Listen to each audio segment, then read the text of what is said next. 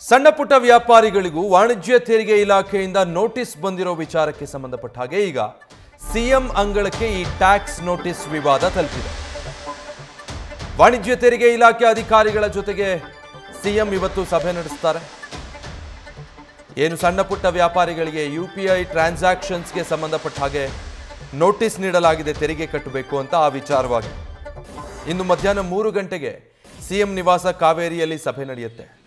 ಈಗಾಗಲೇ ಹಣಕಾಸು ಇಲಾಖೆಯ ಕಾರ್ಯದರ್ಶಿ ಒಂದು ಸುತ್ತಿನ ಸಭೆ ಮಾಡಿದ್ದಾರೆ. ವಾಣಿಜ್ಯ ತೆರಿಗೆ ಆಯುಕ್ತರ ಜೊತೆಯಲ್ಲಿ ಸಭೆ ಆಗಿದೆ.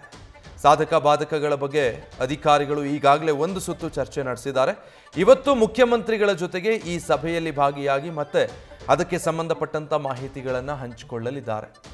ತೀವ್ರ ವಿರೋಧ ಆಕ್ರೋಶ ವ್ಯಕ್ತವಾಗ್ತಾ ಇದೆ ಸಣ್ಣ ವ್ಯಾಪಾರಿಗಳು ವರ್ತಕರಿಂದ.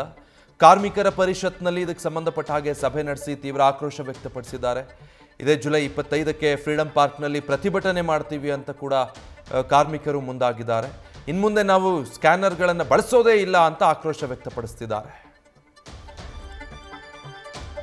ಡೀಟೇಲ್ಸ್ ಕೊಡ್ತಾರೆ ಪ್ರಗತಿ, ಲೈವ್ನಲ್ಲಿ ಜಾಯ್ನ್ ಆಗ್ತಾ ಇದ್ದಾರೆ. ಪ್ರಗತಿ, ಒಂದು ಕಡೆ ಈಗಾಗಲೇ ವಾಣಿಜ್ಯ ತೆರಿಗೆ ಇಲಾಖೆಯ ಜಾಯಿಂಟ್ ಕಮಿಷನರ್ ನ್ಯೂಸ್ ಫಸ್ಟ್ ಜೊತೆ ಮಾತಾಡಬೇಕಾದ್ರೆ ಹೇಳ್ತಾ ಇದ್ರು, ಒಂದು ನೋಟಿಸ್ಗೆ ಉತ್ತರ ಕೊಡಿ, ಇಲ್ಲ ಕಾರಣ ಕೊಡಿ, ಇಲ್ಲಾಂದ್ರೆ 2ನೇ ನೋಟಿಸ್ ಬರುತ್ತೆ ಅಂತ. ಸೊ ಹಿಂಜರಿಯೋ ಪ್ರಶ್ನೆ ಇಲ್ಲ ಅಂತ ಅನ್ಸುತ್ತೆ. ಆದರೆ ಇವತ್ತು ಮುಖ್ಯಮಂತ್ರಿಗಳ ಸಭೆಯಲ್ಲಿ ಕಾರ್ಮಿಕರ ಪರವಾಗಿ ಅಥವಾ ಅವರ ಆಕ್ರೋಶ ತಣಿಸೋ ಹಾಗೆ ಏನಾದರೂ ನಿರ್ಧಾರ ಆಗ್ಬೋದಾ? ವಿಜಯ್, ವಾಣಿಜ್ಯ ತೆರಿಗೆ ಇಲಾಖೆಯ ಈ ಟ್ಯಾಕ್ಸ್ ವಿವಾದಕ್ಕೆ ಸಂಬಂಧಪಟ್ಟ ಹಾಗೆ ನ್ಯೂಸ್ ಫಸ್ಟ್ ಮೊದಲ ದಿನದಿಂದಲೂ ಕೂಡ ಈ ಬೇಕರಿ ಮತ್ತೆ ಕಾಂಡಿಮೆಂಟ್ಸ್ ವ್ಯಾಪಾರಿಗಳು ಅನುಭವಿಸ್ತಾ ಇದ್ದಂತಹ ಸಮಸ್ಯೆಯನ್ನ ವಿಸ್ತೃತವಾಗಿ ವರದಿ ಪ್ರಸಾರ ಮಾಡಿತ್ತು. ಡಿಪಾರ್ಟ್ಮೆಂಟ್ ಕಡೆಯಿಂದ ನಾವು ಈ ನೋಟಿಸ್ ಅನ್ನ ಹಿಂತೆಗೆದುಕೊಳ್ಳುವುದಿಲ್ಲ ಅಂತ ಆರಂಭದ ದಿನದಿಂದಲೂ ಹೇಳ್ತಾ ಇದ್ರು. ಆದ್ರೆ ಅದ್ರ ಮಧ್ಯ 4-5 ವರ್ಷಗಳಿಂದ ಮಾಹಿತಿ ಕಾರ್ಯಾಗಾರ ಮಾಡದೇ ಇರೋರು ಈಗ ದಿಢೀರ್ ಅಂತ ಮಾಹಿತಿ ಕಾರ್ಯಾಗಾರ ಮಾಡಿ ಯಾವ್ಯಾವ್ದಕ್ಕೆ ಟ್ಯಾಕ್ಸ್ ಹಾಕ್ತಿವಿ, ಯಾವ್ದಕ್ಕೆ ಹಾಕಲ್ಲ, ಇದೆಲ್ಲ ವಿಚಾರಗಳನ್ನ ವರ್ತಕರಿಗೆ ಹೇಳುವಂತಹ ಡೆವಲಪ್ಮೆಂಟ್ ಕೂಡ ಆಗಿದೆ. ಇದಕ್ಕೆ ಸಂಬಂಧಪಟ್ಟ ಹಾಗೆ ಸಿಎಂ ಕೂಡ ಇವತ್ತು ಸಭೆ ಕರೆದಿದ್ದಾರೆ. ಅದರ ಮಧ್ಯೆ ಕಾರ್ಮಿಕ ಪರಿಷತ್ ವತಿಯಿಂದ ಕಪ್ಪು ಬಟ್ಟೆಯನ್ನ ಧರಿಸಿ, ಜೊತೆಗೆ ನೀವು ಗಮನಿಸ್ತಾ ಇರಬಹುದು ಅವರ ಕೈಯಲ್ಲಿರುವಂತಹ ಲೆಮನ್ ಟೀ ಆಗ್ಲಿ, ಬ್ಲಾಕ್ ಟೀ ಆಗ್ಲಿ, ಇವುಗಳನ್ನ ಇಟ್ಟುಕೊಂಡು ಇವತ್ತು ಪ್ರತಿಭಟನೆಯನ್ನ ಮಾಡ್ತಾ ಇರುವಂತದ್ದು. ಅಂದ್ರೆ ಬೇಕರಿ ಕಾಂಡಿಮೆಂಟ್ಸ್ ಗಳಲ್ಲಿ ಇವತ್ತು ಹಾಲಿನ ಉತ್ಪನ್ನವನ್ನ ನಾವು ಮಾರಾಟ ಮಾಡೋದಿಲ್ಲ, ಬದಲಿಗೆ ಈ ರೀತಿಯಾದಂತಹ ಕಪ್ಪು ಟೀಯನ್ನ, ಬ್ಲಾಕ್ ಟೀಯನ್ನ, ಲೆಮನ್ ಟೀಯನ್ನ ಅಷ್ಟೇ ನಾವು ಕೊಡುವಂತದ್ದು ಅನ್ನುವಂತಹ ಒಂದು ಮೆಸೇಜ್ ಅನ್ನ ರವಾನೆ ಮಾಡ್ತಾ ಇದ್ದಾರೆ. ನನ್ನ ಜೊತೆಗೆ ಈ ಒಂದು ವರ್ತಕರು ಕೂಡ ಇದ್ದಾರೆ, ಅವ್ರನ್ನ ಕೂಡ ಮಾತನಾಡಿಸ್ತಾ ಹೋಗ್ತೇನೆ. ಸರ್, ಸಿಎಂ ಇವತ್ತು ಸಭೆ ಕರೆದಿದ್ದಾರೆ, ನೀವ್ ಏನ್ ಹೇಳ್ತೀರಾ? ಸಭೆಗೆ ನಿಮ್ಮ ಏನೋ ಹೋಗ್ತೀರಾ ಅಥವಾ ಹೇಗೆ? ಇಲ್ಲ, ಖಂಡಿತವಾಗ್ಲೂ ಹೋಗಲ್ಲ. ಯಾಕಂದ್ರೆ ಇದು ನಾವು ಮೊದಲೇ ಮನವಿ ಮಾಡಿದ್ದಾರೆ ಕಾರ್ಮಿಕ ಪರಿಷತ್ ವತಿಯಿಂದ. ಡಾಕ್ಟರ್ ರವಿ ಶೆಟ್ಟರು ಬೈಂದೂರು ಅವರು ಮೊದಲೇ ಹೋಗಿ ಎಲ್ಲ ಡಿಪಾರ್ಟ್ಮೆಂಟಿಗೂ ಮನವಿ ಮಾಡ್ಕೊಂಡಿದ್ದಾರೆ. ನಮ್ಮನ್ನು ಕರೀರಿ, ಒಂದ್ಸರಿ ಮಾತಾಡಿ, ನಮ್ಮ ಒಳಲ್ಲಿ ಕೇಳಿ, ಅಥವಾ ಈ ಥರ ಇವ್ರ ಪರವಾಗಿ ನೊಂದರ ಪರವಾಗಿ ನಾನು ನಿಂತ್ಕೊಂಡಿದ್ದೀನಿ, ಬಂದು ಮಾತಾಡಿ, ಒಂದ್ಸರಿ ನಮ್ಮ ಹತ್ರ ಅಭಿಪ್ರಾಯ ಕೇಳಿ ಅಂತ ಯಾವತ್ತೂ ಕರೆದಿಲ್ಲ ಅವರು. ಲಾಸ್ಟ್ ಮೂಮೆಂಟಲ್ಲಿ ಈಗ ಪ್ರತಿಭಟನೆಗೆಲ್ಲ ಕರೆ ಕೊಟ್ಟಿದ್ದಾರೆ. 25ನೇ ತಾರೀಕು ಫ್ರೀಡಂ ಪಾರ್ಕಲ್ಲಿ ಬೃಹತ್ ಮಟ್ಟದ ಪ್ರತಿಭಟನೆ ಇದೆ. ಇಡೀ ರಾಜ್ಯಾದ್ಯಂತ ಇದನ್ನು ಅವೇರ್ನೆಸ್ ಮಾಡಿದ್ದಾರೆ. ತುಂಬ ಜನ ಬರ್ತಾ ಇದ್ದಾರೆ. ಆಲ್ರೆಡಿ ಕೆಲವರು ಬಂದು ಬೆಂಗಳೂರಲ್ಲಿ ಬಂದು ಅವರವರ ರಿಲೇಷನ್ ಮತ್ತೊಂದು ಕಡೆ ಸ್ಟೇ ಆಗಿದ್ದಾರೆ. ಅದಕ್ಕೋಸ್ಕರ ಈ ಲಾಸ್ಟ್ ಮೂಮೆಂಟಲ್ಲಿ ಕರೀತಾ ಇದ್ದಾರೆ. ಅದು ಕರೆದು ಸಹ ಸರಿಯಾಗಿ ಇವರಿಗೆ ಮಾನ್ಯತೆ ಕೊಡ್ತಾರೆ ಅನ್ನೋದು ಭರವಸೆ ಇಲ್ಲ. ಅದಕ್ಕೋಸ್ಕರ ಹೋಗ್ತಾ ಇಲ್ಲ. ಇಲ್ಲ, ಅವರು ಸಿಎಂ ಅವರು ಅವರ ಆಫೀಸಿಂದ ಬಂದಿರೋದು ಕಾಟಾಚಾರಕ್ಕೆ ಕರೆದಿದ್ದಾರೆ. ನಾವು ಮನವಿಯನ್ನು ಕೊಟ್ಟು ನಮ್ಮನ್ನು ವಿಶ್ವಾಸಕ್ಕೆ ತಗೊಂಡು ನಮ್ಮ ಕಷ್ಟವನ್ನು ನೀವು ಕೇಳಿ ಅಂತ ಹೇಳಿದರೆ ಇವರು ಇಡೀ ಎಲ್ಲರನ್ನು ಕ್ಲಬ್ಬಿಂಗ್ ಮಾಡಿದ್ದಾರೆ. ಬೇರೆ ಬೇರೆ ಟ್ಯಾಕ್ಸ್ ಪೇಯರು ಇವ್ರನ್ನೆಲ್ಲ ಕ್ಲಬ್ ಮಾಡಿದ್ದಾರೆ. ಅದನ್ನು ಯಾವಾಗ ಬೇರೆ ಸಮಯದಲ್ಲಿ ಮಾಡಬೇಕಿತ್ತು. ಈಗ ನಾವು ಪ್ರತಿಭಟನೆಗೆ ಕರೆ ಕೊಟ್ಟಿರೋದು ನಾವಿದ್ದೀವಿ ಇಲ್ಲಿ, ನಮ್ಮನ್ನು ಕರೆದಿಲ್ಲ. ನಮ್ಮನ್ನು ಯಾವುದೋ ಲಾಸ್ಟಲ್ಲಿ ಒಂದು ಕಾಟಾಚಾರಕ್ಕೆ ಕರೆದಿದ್ದಾರೆ.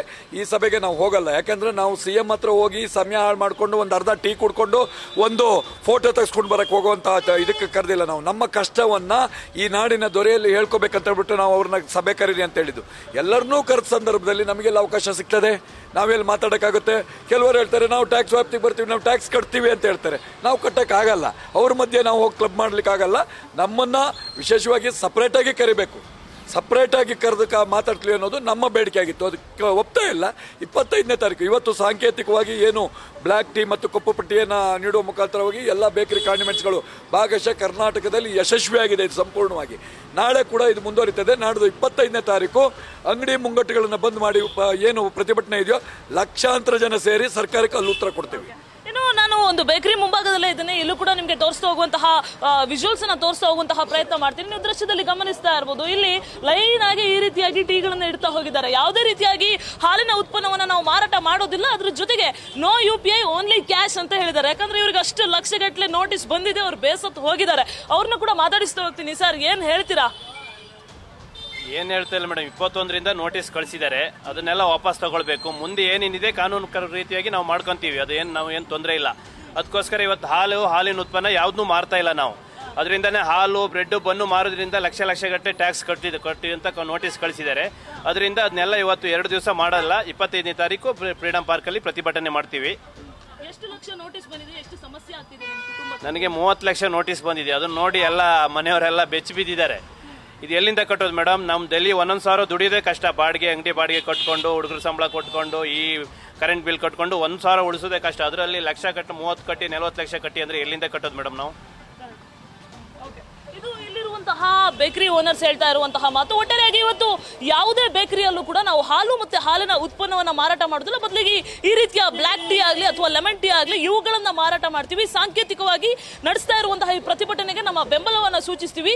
25ನೇ ತಾರೀಕು ಪ್ರತಿಭಟನೆಗೆ ನಾವು ಸಪೋರ್ಟ್ ಮಾಡ್ತೀವಿ. ಅಂಗಡಿಯನ್ನ ಬಂದ್ ಮಾಡಿ ಅನ್ನುವಂತಹ ಮಾತನ್ನ ಇಲ್ಲಿರುವಂತಹ ವ್ಯಾಪಾರಸ್ಥರು ಹೇಳ್ತಾ ಇರುವಂತದ್ದು. Vijay, thank you. ಪ್ರಗತಿ